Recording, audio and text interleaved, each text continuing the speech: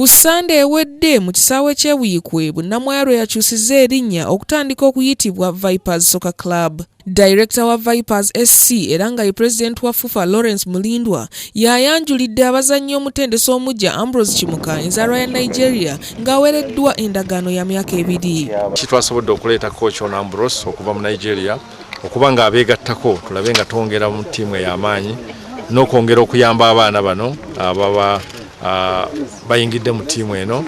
So tusuubira nti kijja kwongera omutindo gwa ttiimu n'okwongera abaana bano okubategekera ddala obulungi ennyo nga tebannayingira mu ttiimu y'eggwanga mpozi n'okubayamba okusobola okufuna amatiimu ag'ebweru agabeegomba okugenda okuzannya omupiira ogwa professional. Ng'amaze okwanjulwa atandikiddewo okukakkala by'emirimu gye ekitende n'asuubiza okukola kyonna ekisoboka okufuula bunnamwaya ttiimu ey'amaanyi ku lukalu lwa Africa. Omutendesi ono Ambrose Chimuka yaliko wano mu ggwanga mu 2001 ng'azannyira ttiimu ya Nigeria eya Julius Berger era ku olwo Soccer Club Villa yabakuba ggoolo emu ku nnooti eya Andrew Fimbo Mukasa e Namboole.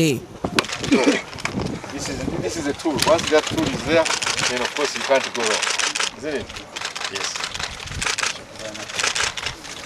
Mu ngeri y'emu lyabadde ssanyu jjerere eri abantu b'omu kitundu ky'ekibuku nga ttiimu yaabwe eya Blacksmith emegga ey'abannakampala ya Green Devil n'esitukira mu kikopo kya Eid Cup ekyategekeddwa Haji Muzammiru Zimuli. Omwaka tubadde tukyaziza abawakiseka omwaka gujja tujja kufuna abantu abalala bajje omulundi omulala tujja kubeera nga baawano bagenda bakyalira abantu abalala nga tubakoordinatinga bwetutyo. Blacksmith omupiira yaguwangudde ggoolo 5-2 era olwawedde kwabadde kujaganya na kuzina.